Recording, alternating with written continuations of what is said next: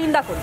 গতকাল যে মন্তব্য করেছেন কারামন্ত্রী তার নিন্দা করি আমরা, তার কারণ মহিলাদের অপমান করা হয়েছে।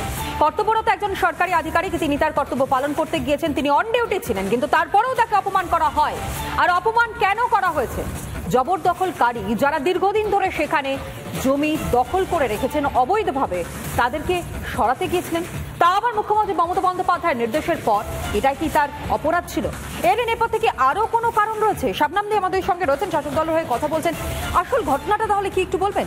জবরদখলকারীদের সরাতে গিয়েছেন যে অফিসার, তার পাশে না দাঁড়িয়ে রাজ্যের মন্ত্রী তিনি জবরদখলকারীদের সঙ্গে হয়ে কথা বলছেন, অর্থাৎ তাদের হয়ে কথা বলছেন।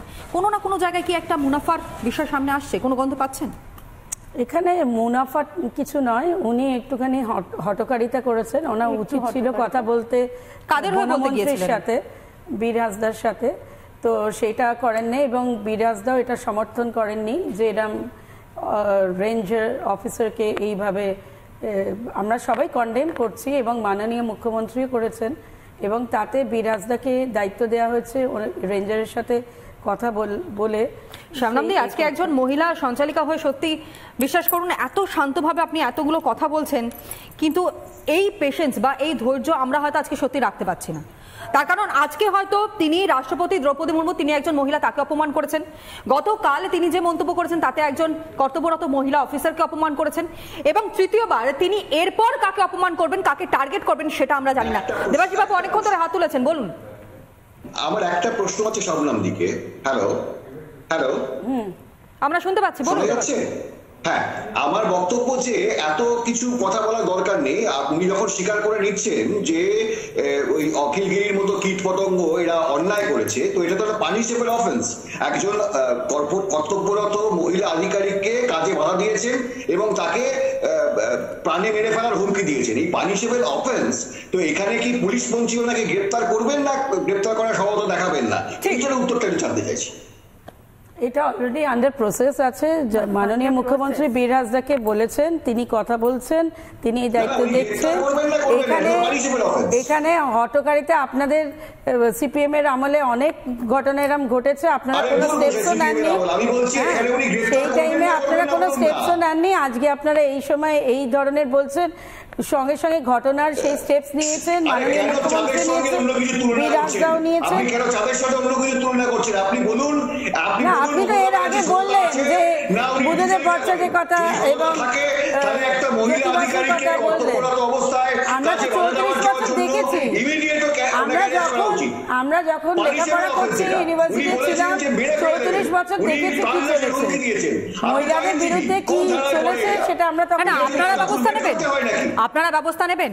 সেখানে অলরেডি স্টেপস নিয়েছেন মাননীয় মুখ্যমন্ত্রী, তিনি বীর হাসদাকে এই দায়িত্ব দিয়েছেন এবং রেঞ্জের অফিসারের সাথে কথা বলেছে, তার সাথে প্রসেসে রয়েছে। এইরকম ভাবে তিনি প্রকাশ্যে হুমকি দিচ্ছেন কি কারণে? শাসক দলের ছত্রছায়া রয়েছে বলে কোনো রকমের কোনো স্টেপ নেওয়া হচ্ছে না। সাধারণ মানুষ যদি এরকম কোনো স্টেপ নিতেন, বিরোধী রাজনৈতিক দল চুপ থাকতে স্টেপস নিয়েছেন এবং যে অভিযুক্ত তাদের জেলে ভরা হয়েছে। কোনোভাবে মাননীয় কাকে জেলে ভরা হয়েছে? কাকে জেলে ভরা হয়েছে? কাকে জেলে ভরা হয়েছে? কাকে জেলে ভরা হয়েছে? আমি তো দেখিনি কাউকে জেলে ভরা হয়েছে বলে। একমাত্র ইডি আর সিবিআই। না না, আমার চোখ ঠিক আছে, আমার চোখ একদম ঠিক আছে। আপনি আমাকে একটু বলুন, ইডি আর সিবিআই ছাড়া কে কাকে অ্যারেস্ট করেছে? ছেড়ে দিন, ছেড়ে দিন। আমি আপনার সঙ্গে, আপনাদের মতন কীট পতঙ্গের সঙ্গে আমি কোনো তর্ক করতেই চাই না। আবার I will state a few facts. চুপ করুন, চুপ করুন, চুপ করুন। অনেক হয়েছে, চুপ করুন। আমি একটু বলি, জিরো টলারেন্সের কথা বলেন। এটা জিরো টলারেন্সের নমুনা আমরা দেখছি। তড়িঘড়ি করে। আচ্ছা চুপ করুন, অনেক হয়েছে। এবার আমি বলছি, অনেক হয়ে গেছে, একটু শুনি। আমি বলছি কুণাল ঘোষ এবং বীর হাসদাকে তড়িঘড়ি করে তার সঙ্গে রেঞ্জারের সঙ্গে যোগাযোগ করানো হয়েছে, তার কারণ হাতে পায়ে ধরে নয় থ্রেটেন করে বা কিছু। তুমি চুপ করো। আমি আসছি তো না, আমি আসছি। এই যে হুমকির বদলে এই যে ভিডিওটা হয়ে গেছে, তোমরা সবাই জানতে পেরে গেছো, সেই জন্য ড্যামেজ কন্ট্রোল হচ্ছে। কুণাল ঘোষ আর বীর হাসদাকে দিয়ে ওকে ফোন করিয়ে যে ভাই তুমি চুপ করো, তুমি ঠিক আছো, হ্যান ত্যান বলে ওকে ঠান্ডা করানো। কিন্তু অন্যদিকে এই যে কনস্ট্যান্টলি আমরা দেখছি মন্ত্রী, রাজ্যের মন্ত্রী সে বলছে চোখ না বিয়ে কথা বলো, সে তাকে প্রাণে মারার হুমকি দি, দেখবো কি করে ফেরত যেতে না শুধু পারে। অখিলগিরি নাকি, কেউ কাউকে বোতল ছুড়ে দিচ্ছে, কেউ কাউকে মগ ছুড়ে ওদের দিচ্ছে, তো হ্যাবিট, এটা তো আমি তো নিত্যদিনের বললাম ঘটনা ঘটছে। এদের হচ্ছে স্বভাব সিদ্ধ, এদের এটা হ্যাবিট এবং এরা এটা অনায়াসে করে যায়, কারণ মুখ্যমন্ত্রীর যেটা অনুপ্রেরণায় হয়েছে, সেই এই জিনিসটা ঘটনা করে। condemn করা হচ্ছে, আমি আরেকটু কোনো বলি, সমর্থন তোমরা করে না। একটা আর জিনিস সময় একদম দেবো, মিস করে সময় যাচ্ছ, দেবো। এই বারবার এই আলোচনার মধ্যে এই কথাটা একেবারেই উঠছে না। অখিলগিরি বলেছে বাঁশ দিয়ে মারবে, একদমই তাই। বাঁশ দিয়ে মেরেছে, রিপিটেডলি করেছে। সারিয়া লতে এই সারিয়া যে সালিসি সভাগুলো বসেছে, তার মানে এটা একেবারে ক্লিয়ার যে সমস্ত মন্ত্রীরা এই জিনিসটাই নর্মাল মনে করে। This is in attempt to normalise যে সালিসি সভা ইজ ফাইন, না, এটা আমরা যদি মেয়েদের মন্ত্রীদের মুখ থেকে বেরোয় ভাষণটা তাহলে করতে পারি। জয়ন্ত সিংয়ের অন্যায়টা মুখ্যমন্ত্রীর তরফ থেকে তনয়া একটা কমেন্ট নেই। বীর হাসদা শান্ত মহিলা ফরেস্ট মিনিস্টার, সে তো তার ফরেস্ট সেক্রেটারি রেঞ্জারদের প্রোটেকশন দেবে, মিনিমাম কাজটুকু করেছে। কিন্তু এটা শুধু এই জন্য যে ভাই অখিলগিরিকে চটিও না, অখিলগিরিকে আবার ভীষণ দরকার, ওই তুমি ছোট মেয়ে চুপ করো, তোমার অনেক দূর আছে, ঘুষ ঘাট হ্যাঁ, তাহলে তো সবটাই বিষয়টা সেই রাজনীতির আঙিনায় চলে যায়। আমার প্রশ্ন হচ্ছে কেন শাহজাহান, কেন অখিলগিরি, কেন জেসিবি দিয়ে কিচ্ছু বলা যায় না? কি আছে, কি what is the story behind all this? ইলেকশনে এত দরকার তাদের যে তাদের বুথ লিড ছাড়া তৃণমূল জিততে পারে না, এরা ভয় দেখাবে, এরা তোলাবাজি করবে, এরা কেন গেছে? হ্যাঁ, তাহলে এখান থেকে আমার একেবারে আরে, সোজা প্রশ্ন। আমার প্রশ্ন শতাব্দীর কাছে, শতাব্দী একটা প্রশ্ন আমি এখান থেকে রাখবার চেষ্টা করি। শতাব্দী আমার কথা একটু শুনুন। না, না, মমতা বন্দ্যোপাধ্যায়, শতাব্দী প্লিজ, মমতা বন্দ্যোপাধ্যায়, আমি একটু প্রশ্ন করি যদি আপনি অ্যালাউ করেন। সেটা হচ্ছে যে মমতা বন্দ্যোপাধ্যায় বিভিন্ন সময় যে বক্তব্যগুলো রেখেছেন তার প্রেক্ষিতে দাঁড়িয়ে আমার একেবারে সোজা মনে প্রশ্ন, আমি সাধারণ মানুষের মতন প্রশ্ন করছি। এই যে বারবার করে বলা হয় যে মহিলাদেরকে আমরা এগিয়ে দিয়েছি, সব থেকে বেশি সংখ্যক সিট নাকি মহিলাদের দেওয়া হয় তৃণমূল কংগ্রেসের পক্ষ থেকে, সেটা পার্লামেন্ট ইলেকশন হোক, সেটা অ্যাসেম্বলি ইলেকশন হোক। শুধু এখানেই নয়, এই যে মহিলাদেরকে সামনের সারিতে নিয়ে আসা এবং তারপরে গিয়ে মহিলাদেরকে এইরকম ভাবে অপমান করা, এই দুটোকে আপনারা ব্যালেন্স করছেন কি করে? কোথাও গিয়ে রাজনীতির কারণে যে মহিলাদেরকে আগিয়ে দেওয়া হচ্ছে, কারণ বাড়ির মহিলারা যদি রাজনীতির আঙিনায় আসেন, যদি তাদেরকে একটা জায়গা দেওয়া হয়, তাহলে সেটা যেমন মহিলাদেরকে সম্মানে রাখা হচ্ছে এবং তার সঙ্গে সঙ্গে যে 30% না কত পার্সেন্ট আপনাদের জন্য একটা ভোট ব্যাংক আছে সেটাও পাওয়া যাবে সেই কারণে। একদিকে আপনারা লক্ষ্মীর ভান্ডার দিচ্ছেন, অন্যদিকে মহিলাদের এরকম ভাবে অপমান করছেন। এইগুলো কোনো কারণ নয়, দল সমর্থন করে না, বারবার সেটা বলা হয়েছে না, একটু বলুন না। এবং তাহলে জেসিপির মতো লোকজন কি করে সামনে আসে, এবং কি করে এই তাজিমুলদের মতো লোকজন সামনে আসে, জয়ন্ত সিং এর মতো লোকজন সামনে আসে? উপকৃত। আর এই যে অসম্মান একটা ব্যক্তিগত যে মন্ত্রী বনমন্ত্রী এই অখিলগিরি যিনি কারামন্ত্রী করেছেন, সেটাকে সঙ্গে সঙ্গে তিনি তো আপনার আমার মতো লোক নন, তিনি একজন মন্ত্রী। এবং বীর হাসদাকে তাকে দায়িত্ব দিয়েছেন মাননীয়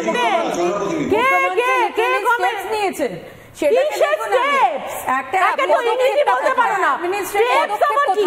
কোন ব্যক্তিগত আক্রমণ আমি যাব না, কিন্তু বিষয়টা একটা জায়গা যে কোন পদক্ষেপ তাহলে নেওয়া হবে। এত এখানে রাজ্যেতে একটা অ্যাডমিনিস্ট্রেটিভ, সেখানে উনি প্রতিনিয়ত ভাবে সংবেদনশীল হয়ে গতকাল আমরা এই খবর ব্রেক করেছি, ঘড়ি কাটা বলছে আড়াইটের কিছু সময়, এবং সেই খবর ব্রেক করার পর যখন বারংবার তৃণমূল কংগ্রেসের নজর রেখেছে, রিপাবলিকের পর্দায় বারংবার তখন গিয়ে এখনো পর্যন্ত দাঁড়িয়ে কোন রকমের কোন পদক্ষেপ বহিষ্কার করতে পেরেছেন আপনারা? মন্ত্রিত্ব থেকে সরাতে পেরেছেন আপনারা? আরে এটা একটা প্রসেস, এক্ষুনি বলে প্রসেসে করা হচ্ছে, মুখ্যমন্ত্রীর কোনো কমেন্ট নেই, দায়িত্ব দেওয়া হয়েছে। কিসের দায়িত্ব দেওয়া হয়েছে? আরো একবার ভিডিও ক্লিপটা আমি একটুখানি অনুরোধ করবো পিসিআর কে চালানোর জন্য, যেখানে অখিলগিরি তিনি দাঁড়িয়ে প্রকাশ্যে এইরকম বক্তব্য রাখছেন। তারপরেও তদন্ত কোন জায়গায়, কতটা সময় একটা দলে লাগতে পারে? একবার দেখুন না, একবার একটু নজর রাখি। আসবো, আপনি নিজে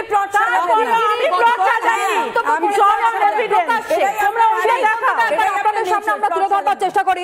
সেই বক্তব্য গতকাল অখিলগিরি যা বলেছেন তা আগে আপনাদের সামনে তুলে ধরি, তারপর আমি এখান থেকে প্রশ্নটা আসবো যে গতকাল থেকে টানা এই খবর আমরা দেখিয়ে গিয়েছি, প্রত্যেকটা মিডিয়া হাউস দেখিয়ে গিয়েছে, কিন্তু এখনো পর্যন্ত তাকে দল থেকে বহিষ্কার করা হয়েছে, এখনো পর্যন্ত মন্ত্রিত্ব থেকে তাকে সরানো হয়েছে। একবার আপনাদের সামনে সেই বক্তব্য তুলে ধরি, তারপর আসবো এই প্রশ্ন নিয়ে। স্যার আমি ডিউটি করছি বলে তুলে নেবেন? আপনাকে ডিউটি এখান থেকে কেন? স্যার নাইট ডিউটি করেছে আমার স্টাফ, যে দোকান না বসুন। Night duty?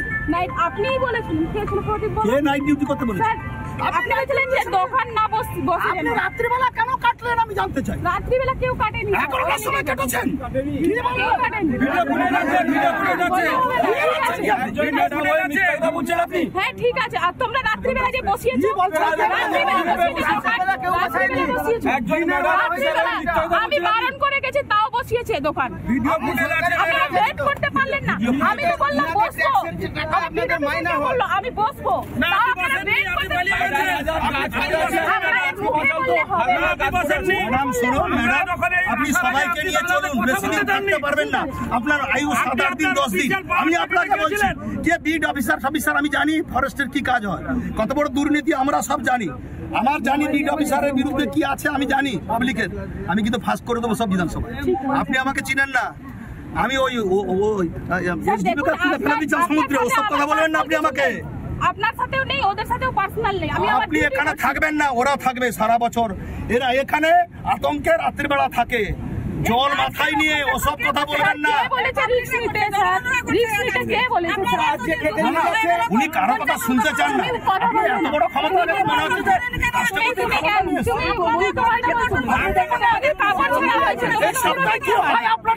রাষ্ট্রপতি আমরা নিলাম, এর ভিতরে যদি আপনি আসেন আপনি ফিরে যেতে পারবেন না। আমি আপনাকে বেশি কথা বলবেন না, আপনি একদম সরকারের সাথে সরকারি কর্মচারী মাথা নিচু করে কথা বলবেন।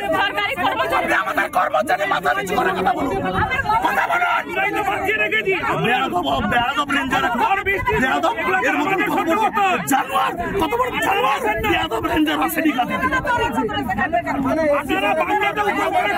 ভদ্রভাবে হবে না, যে ঠাকুর যে ফুলে সব ডাং নিয়ে পিঠা পড়া তখন বুঝবেন।